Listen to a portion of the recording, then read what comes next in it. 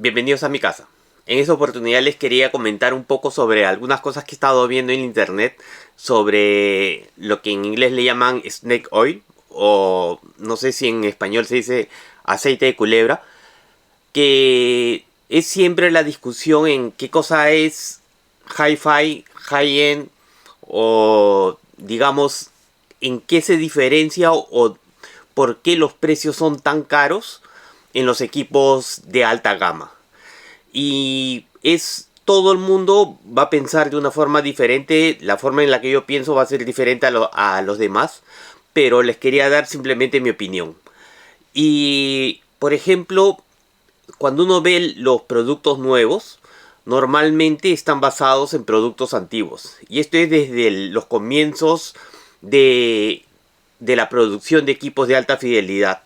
No me refiero a los primeros de Edison, sino a los primeros que ya eran estéreo. Y lo que se intentaba era más o menos hacer que suenen muy parecidos a los tubos que eran los 300B. Y entonces hicieron otros que den más potencia. Hay otros que ya entró el transistor que lo podía reproducir algo muy parecido, pero habían en esa época algunos problemas.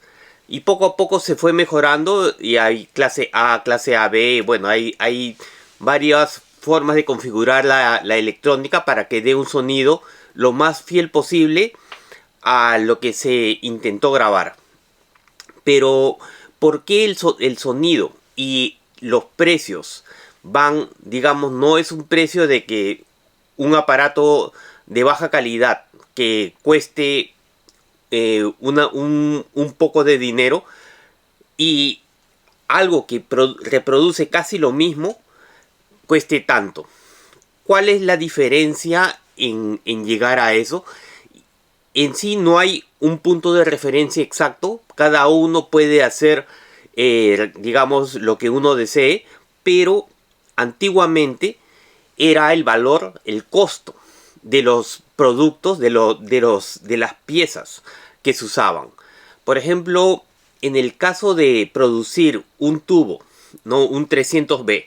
¿No? Yo tengo, por ejemplo, un amplificador que es 300B. Y solamente producir, no solamente el tubo que ya era costoso, el transformador uno lo tenía que hacer de que esté acoplado a la salida de lo que el transformador iba a hacer con el tubo. Entonces ese transformador no era un transformador, digamos, normal, que uno lo puede comprar en cualquier sitio, sino que uno lo tenía que adecuar justo para que empalme con el sonido que estaba dando los tubos. Cuando se llegó a los transistores básicamente hay de dos tipos. Hay de silicio y hay de germanio. ¿Cuál es la diferencia después de que la patente es diferente y todas esas cosas? El material es diferente. ¿Y qué hacen los materiales diferentes? Tienen propiedades diferentes, pero también costos diferentes. Una de las cosas que hace que el sonido sea lo más nítido posible es hacer que el sonido de entrada y el sonido de salida tengan poca distorsión.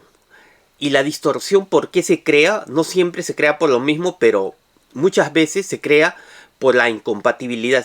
Digamos que por un lado pasa una señal y en el lado contrario, que puede pasar la misma señal o la señal contraria, no calzan a la misma velocidad. ¿Y por qué sucede esto de las velocidades? Es cuando vemos, por ejemplo, una resistencia, ¿no?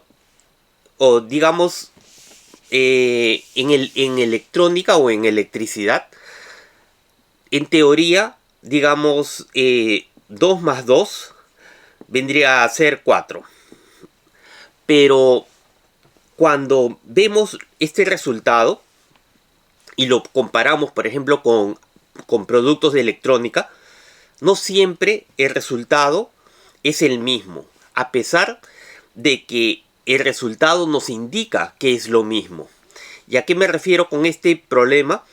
Es que las especificaciones para audio son muy básicas, se puede decir, ni siquiera hay un estándar exacto de cómo hacer una medición a un producto de audio. Y entonces nadie dice en qué velocidad o cuánto es la resistencia o la pérdida de resistencia o todas las señales que incluyen una onda de sonido para más o menos tener una idea del aparato que uno está comprando. Y por ejemplo, digamos que una resistencia tenga 2 ohmios o 2 kiloohmios o lo que y aquí tenemos por ejemplo un condensador que tenga por ejemplo también una medida así algo parecido a 2 y 2, ¿no? El resultado, digamos que algunos técnicos me dirán que no es directo, 2 más 2 no es 4, pero digamos que sea 4, ¿no? Esta medida estamos midiendo normalmente en ohmios y aquí también estamos midiendo en faradios, microfaradios o lo que sea, ¿no? Pero hay otra medida también que tiene cada componente y es la velocidad de respuesta. Cuando uno abre una resistencia, normalmente es como si fuese un tubito con un cable enrollado, ¿no? El cable enrollado son de varios materiales y este tubito también.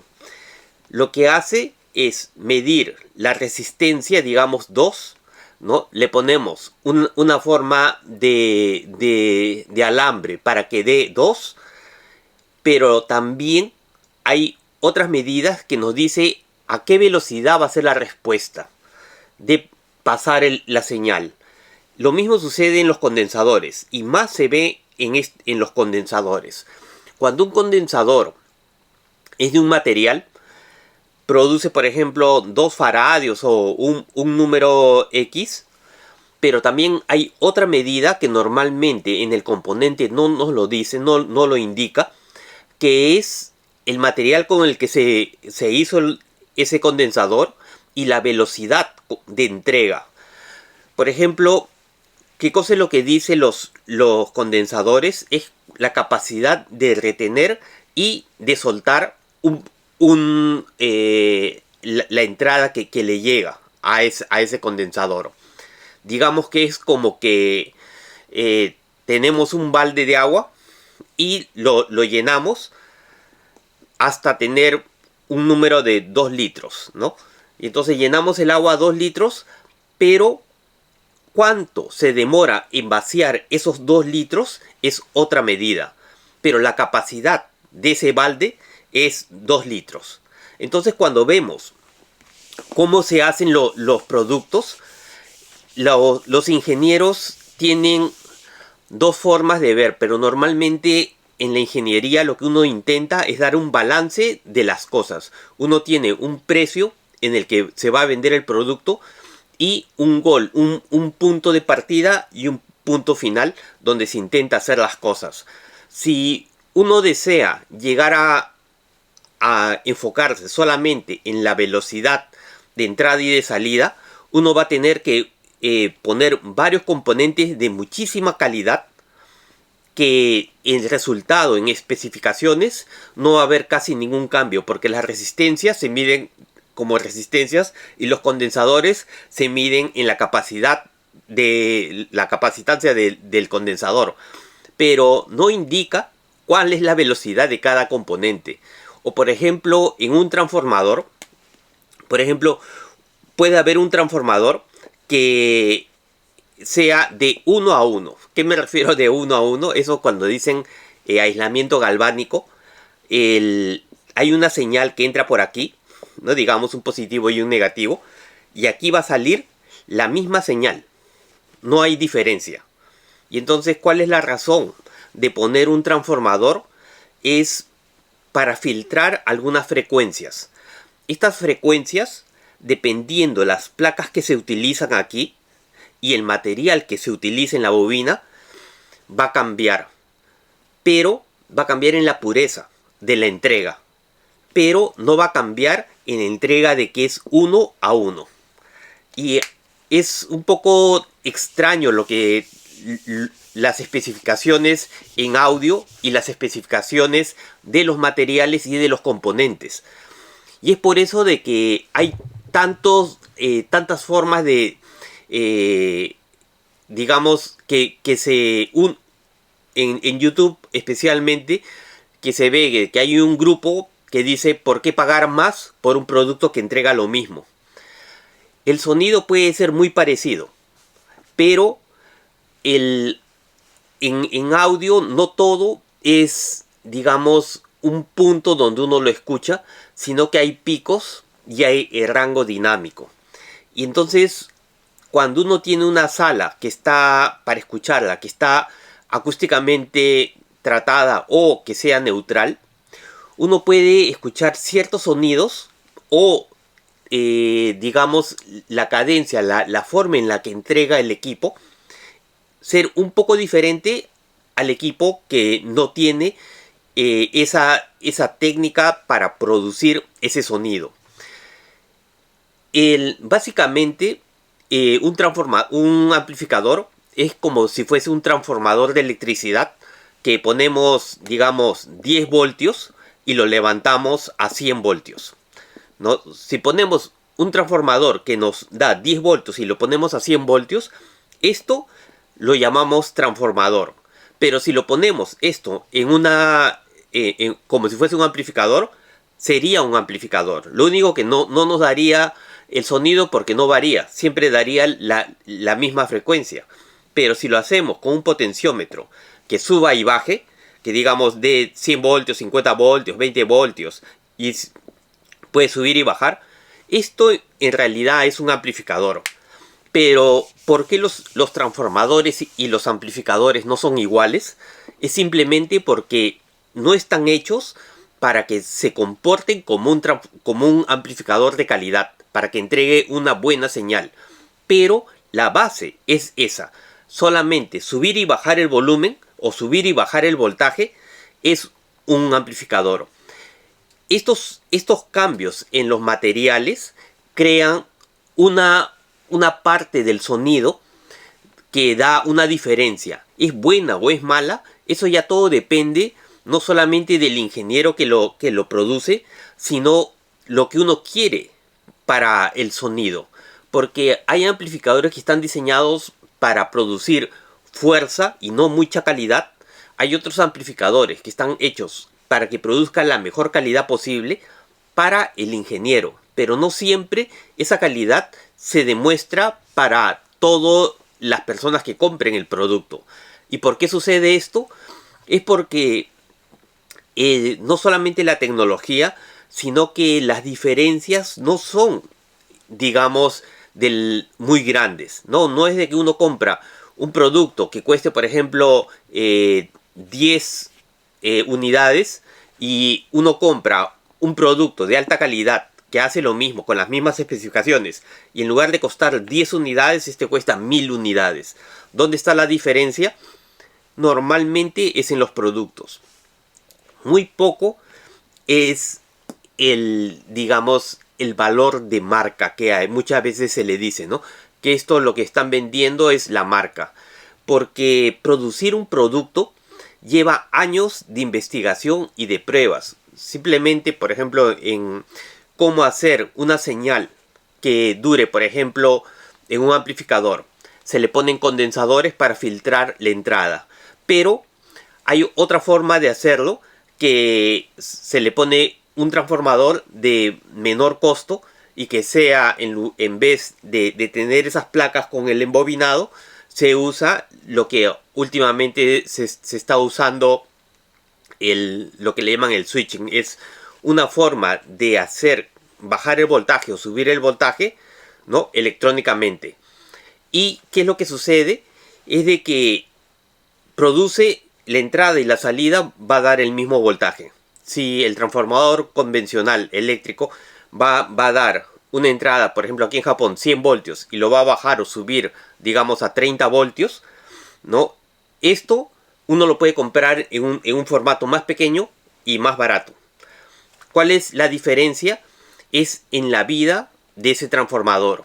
los condensadores grandes, que normalmente los de alta fidelidad uno los ve, esos transformadores grandes, en los otros transformadores también necesita ese filtro, pero unos pequeños y que normalmente la duración, la vida de ese transformador va a ser menor. ¿Qué es lo que sucede? Que la performance en el tiempo va a ser diferente.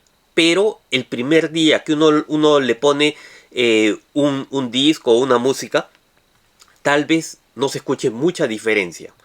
Hay marcas digamos, de hi-fi o de high-end que valen varios miles de dólares, que utilizan cualquiera de los dos sistemas. Pero, ¿dónde está la diferencia?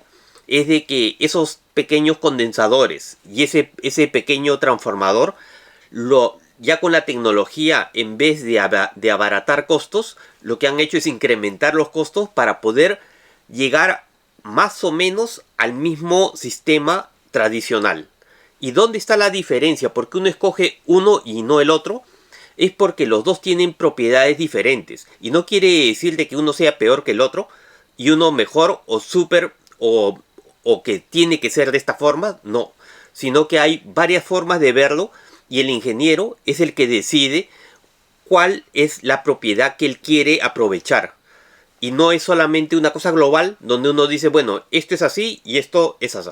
No es así, sino que cada producto tiene, no solamente, así como les digo, un simple condensador, no solamente es la capacidad de almacenar un producto, sino la velocidad de entrega de ese producto o la velocidad de llenado de ese producto. Pero en las especificaciones nos va a decir la capacidad de llenado, nada más. Si es un balde de 2 litros, cuando compramos el producto va a decir un balde de 2 litros. Pero no nos dice si tiene una forma de entrega de ese líquido mejor, si tiene un sistema que puede, no sé, tener alguna otra propiedad, ese pequeño balde, para poder reproducir algo diferente a otro balde igual, ¿no? Esas son las diferencias, por ejemplo, en el caso de los parlantes. Ese es un trabajo todavía más difícil, porque no solamente es el parlante, digamos, tenemos los conos, las bobinas, la forma del parlante, la velocidad en la que entrega, los decibelios, todo es diferente. Pero una de las cosas más difíciles del parlante es de que tiene que intentar reproducir en salas diferentes. Entonces ya no es solamente el producto, digamos el amplificador, más o menos es la entrada de electricidad, el amplificador, y va a llegar hasta el parlante, ¿no? Hasta los conos, hasta la bobina. El problema de los parlantes es que tiene que ejercer una calidad y ser pensado en dónde se va a escuchar. Esto es difícil porque ya el ingeniero no puede controlar todo lo que está a su alrededor, porque no sabe dónde se va a colocar ese parlante. Y muchas veces se hacen pruebas. Por ejemplo, yo he ido varias veces a los shows de audio o a los locales donde venden productos de audio, y el mismo producto suena diferente en un lugar y suena diferente en otros.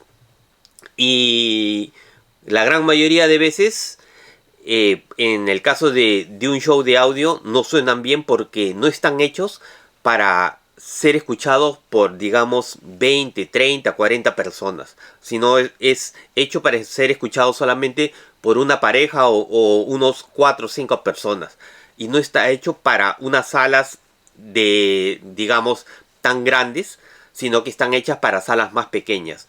Y por ejemplo, en el caso de los europeos, Finlandia, Suecia, que tienen un tipo de casas diferentes a los ingleses y un tipo de casa diferente a los alemanes, dentro de la misma Europa, un amplificador o un parlante hecho en Italia para un italiano va a sonar diferente porque ha sido diseñado diferente que una casa que está hecha, digamos, para Suecia, o una casa diseñada en una temperatura y una humedad diferente que, por ejemplo, podría ser Inglaterra. Entonces, estas cosas que son diferentes, el ingeniero no puede dar una garantía del producto al 100%. Pero no quiere decir de que porque cueste más es mejor.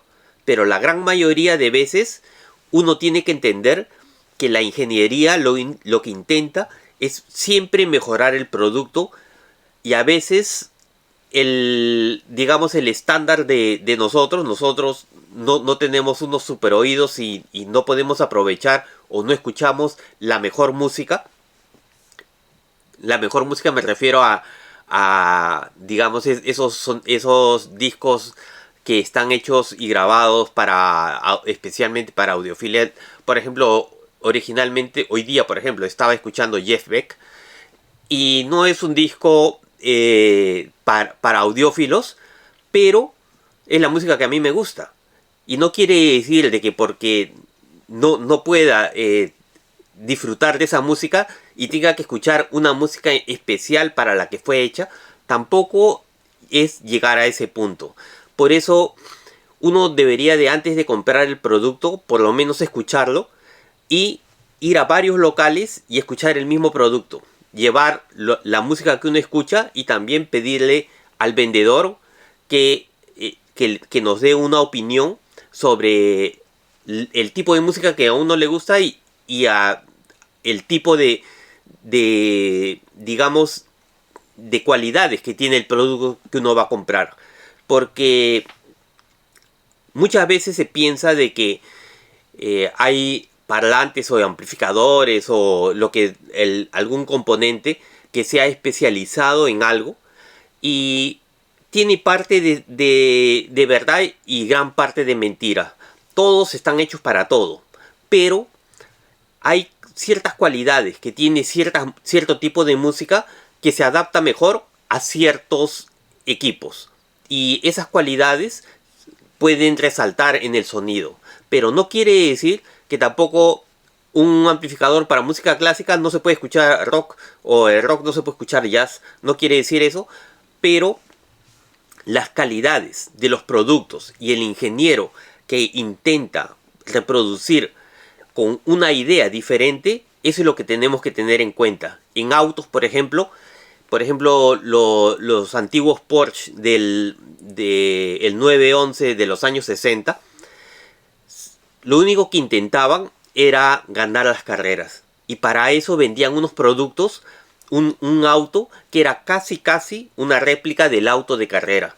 Entonces lo que ellos intentaban era transformar y vender un auto al público convencional, que no va a correr en una autopista, que no está hecho para ir a altas velocidades, sino ir a comprar el pan, pero tiene todas las prestaciones de ese auto de carreras. Y entonces los ingenieros venden un producto que lo venden tal vez demasiado caro para el usuario, pero la idea del ingeniero no es ir a comprar el pan, sino es ganar una carrera. Por eso que tenemos que tener en cuenta de que todas estas discusiones de por qué cuesta una cosa así y es demasiado caro, yo los entiendo y veo de que no hay una solución, porque cada persona lo va a ver diferente. Tal vez sea, en vez de solucionar y dar mi punto de vista, simplemente lo hago más difícil, pero lamentablemente es así. Es difícil entenderlo, y espero que pasen una buena fiesta. Feliz Navidad a todos y gracias. Nos vemos el próximo año o tal vez la próxima semana. Chao, gracias.